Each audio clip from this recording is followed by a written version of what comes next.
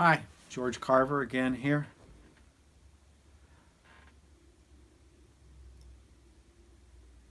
When this first began to look different to me was when I'd had the MRI of the which had shown a tumor, and I was in the ENT, ear, nose, throat doctor's office for a biopsy, and put the Novocaine in, and he took another needle and the biopsy needle, and he inserted it into my tonsil. And of course, immediately there was this really sharp pain of, you know. And I noticed that, and there was a real simplicity to it. It was like, it was a lot of pain, but it wasn't a problem. There was sort of a neutrality to the experience of the pain. And a lot of people I've talked to afterwards in other operations talk about this.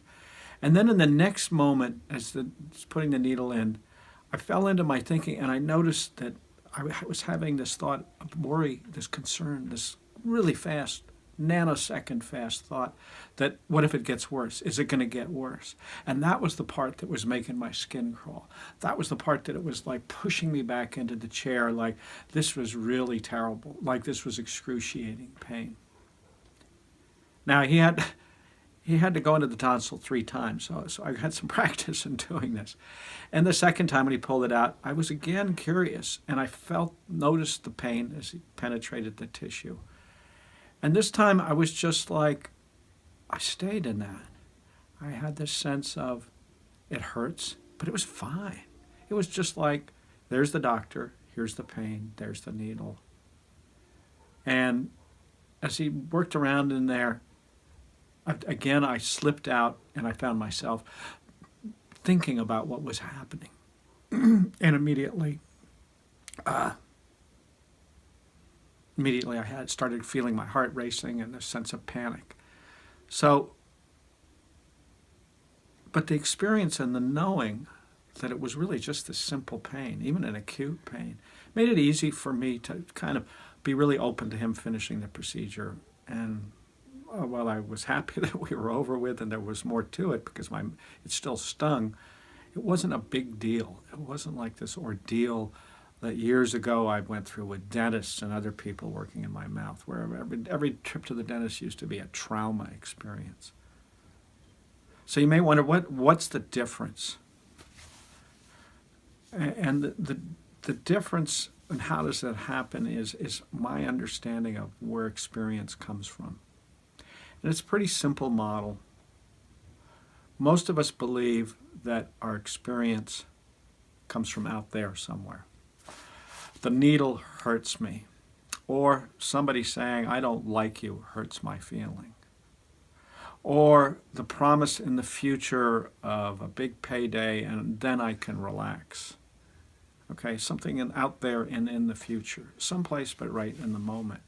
And it seems like our experience is coming from there. And that's why, of course, we spend so much time trying to be successful and stay healthy and keep our bodies going, because we believe that if we stay healthy, we'll feel good.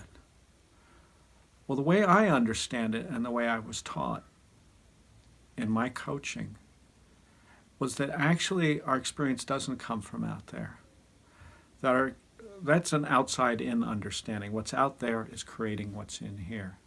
You're speaking to me makes me feel something, or you're not speaking to me. And same goes with the body. So what I saw and was taught was that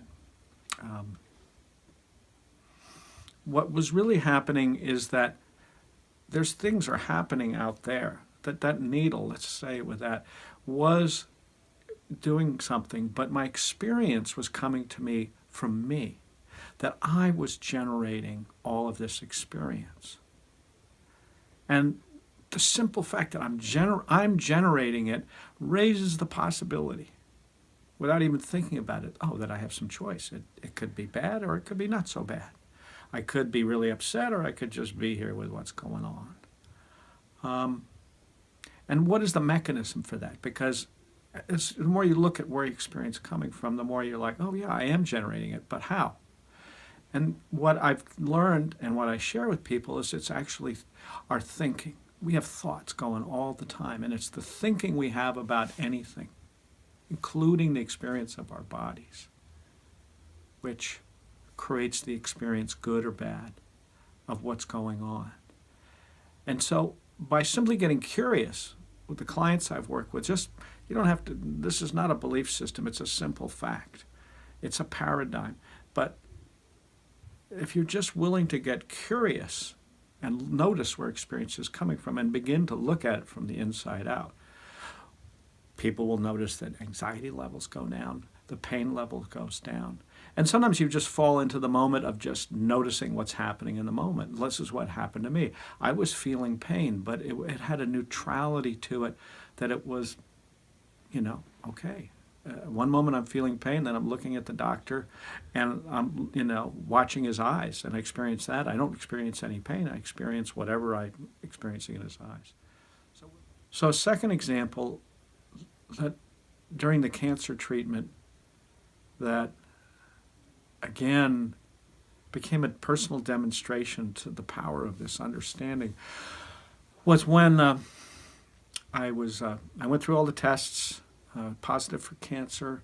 Then, of course, I went and had the PET scan and discovered that, thank God, that it hadn't spread any place early. It hadn't spread in any lymph nodes or no place else in my body.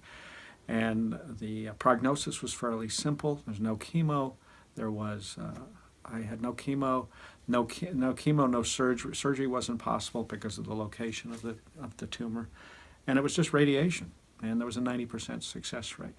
So that's all done good, and I go up to the the cancer center in Rohnert Park here, and I go in to be fitted for, as all of you have gone through this probably, fitted for this mask. And I drop in a picture here you can see of this if you haven't before.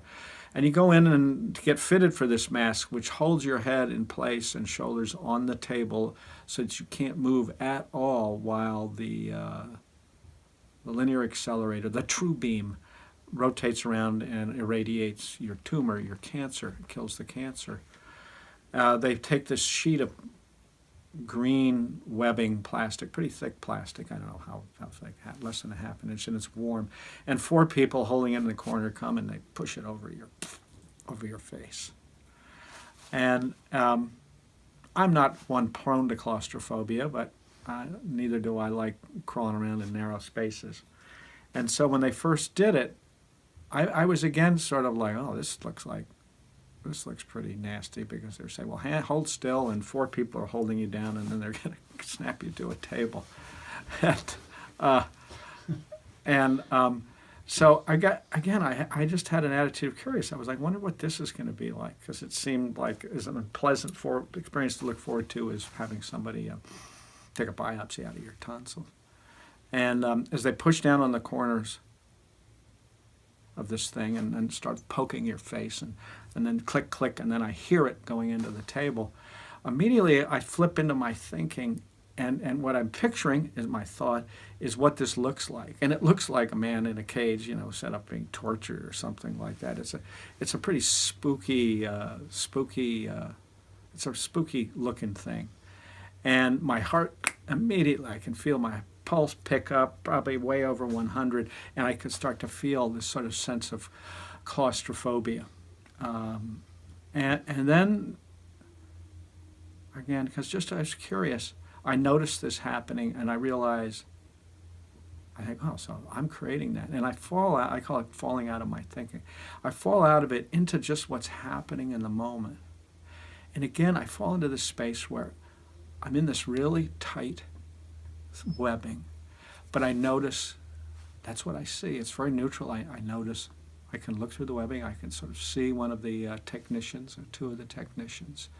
I can breathe, which was a concern. So I can breathe. I can't move much. I'm not trying to. But it was just this simple fact that I'm in a tight place, and okay. And I got to hang here for 10 minutes till this thing cools off. And then, sure enough, I wait a little while, and my focus slips, And it wasn't a focus. My attention slips and I think of something, and I start to feel that sort of enclosure, and my pulse picks up again. So, but I get through it and I'm fine, and I really didn't have any trouble with the treatments from that point of view from there on. And again, what made that possible was that I saw that I was generating the experience of something from the outside in looked really unpleasant. You know, I've shown pictures of people, and you know, a lot of people, you can sort of see their skin on their face turn a little bit white because it doesn't look very comfortable. It looks like a pretty scary thing. So what was happening again is from the inside out, I knew that if I look at it from this point of self-creating my own reality, that part of the understanding is that we all are built and wired. We're all built and have within us natural well-being, natural resilience, creativity, compassion. And that's always there. And the only thing that keeps me from experiencing that in anything I could ever go through, is my own thinking getting in the way. And so that if I can begin to understand that, and just looking in that direction, I may not completely drop out of an experience, but my experience with my own life and things that I've gone through like this, and with many clients I work with, is that the level of anxiety goes down, the level of suffering goes down, and people begin to see the possibility that suffering isn't part of life, it's actually an option. You know, we're all going to have some. And it doesn't mean I'm superhuman. I don't meditate. I did meditate till I learned this, and then I realized that meditation isn't necessary because I actually am born with a meditative state of mind, well-being, ease, confidence. So I'm going to stop there and invite you to put your comments in or questions. And not sure what the next video will be about, but it'll be about another angle of this. So I thank you for your attention and time, and I hope it's useful because I want people to know about this. It's something we can all do. It takes no special training. It takes no techniques, no tools. It is truly something that's an understanding. So thanks again.